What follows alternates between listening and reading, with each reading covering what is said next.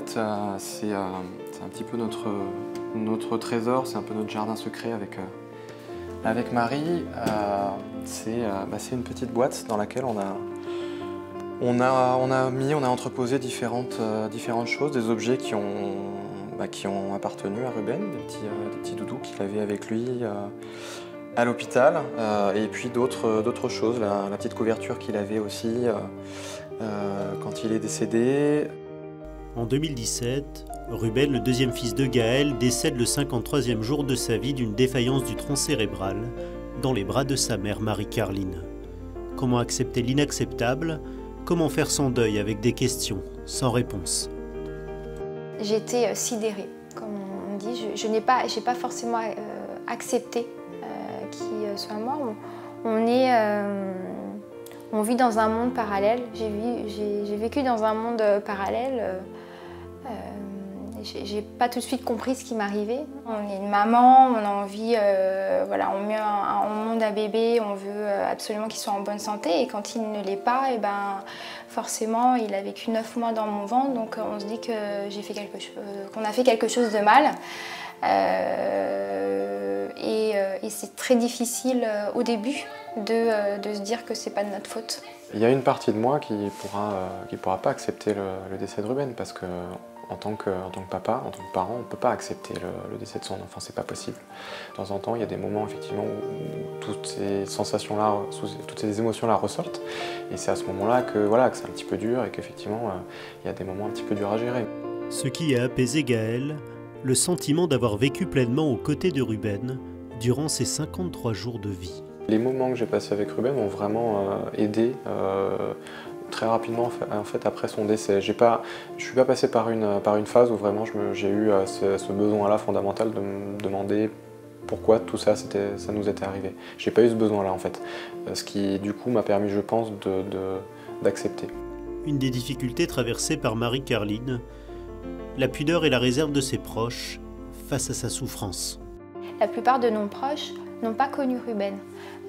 Donc c'est compliqué. Moi j'avais envie qu'on parle de lui, qu'on prononce son prénom, qu'on se rappelle des bons moments même si ça a été dur.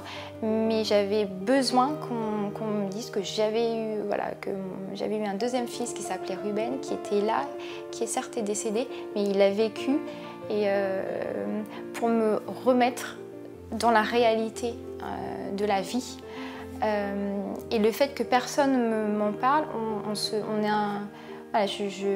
j'avais un peu cette déconnexion et de dire est-ce que c'est vraiment réel, est-ce que j'ai vécu cette douleur qui est toujours présente. Aujourd'hui, malgré ce drame, Gaël et Marie-Carline sont plus apaisés et sereins. Ils ont donné naissance à Eva, la petite sœur de Gabriel et Ruben. La mort d'un enfant, c'est contraire à tout ce qu'on imagine. Et donc, c'est pour des parents un drame, une douleur. Il faut l'accepter. Il faut vivre cette douleur. On ne peut pas effacer. Je n'aime pas l'expression « faire son deuil », parce que ça a l'air de dire « c'est fait et c'est plus à faire ». Or, je crois qu'on ne fait pas son deuil, mais que paisiblement, progressivement, on prend acte de cette situation nouvelle. Un être aimé, une petite fille, elle n'est plus là. Et désormais, elle fait partie de notre famille, mais autrement.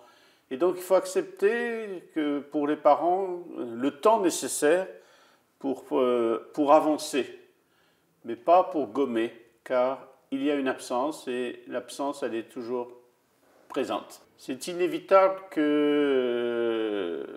y ait toujours la marque de cette absence. C'est inévitable.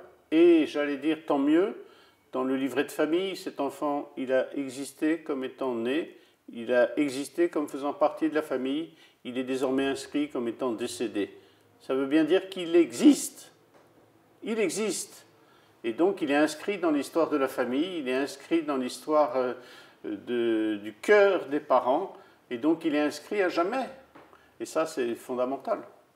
Pour les parents, c'est un douloureux rappel que l'enfant, il est le leur, mais il n'est pas que le leur.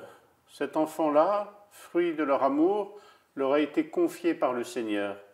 Et je crois que la foi est une aide très forte qui nous fait dire que désormais, Dieu a rappelé à lui cet enfant, que désormais cet enfant-là est présent autrement. Il manque sur terre à la fratrie, il manque sur terre à sa famille, mais peut-être que désormais, là où il est, il veille sur les siens. Et je crois qu'il y a ce mouvement d'entre terre et ciel à faire jouer paisiblement et avec beaucoup de respect. On ne peut pas imposer ça à des parents.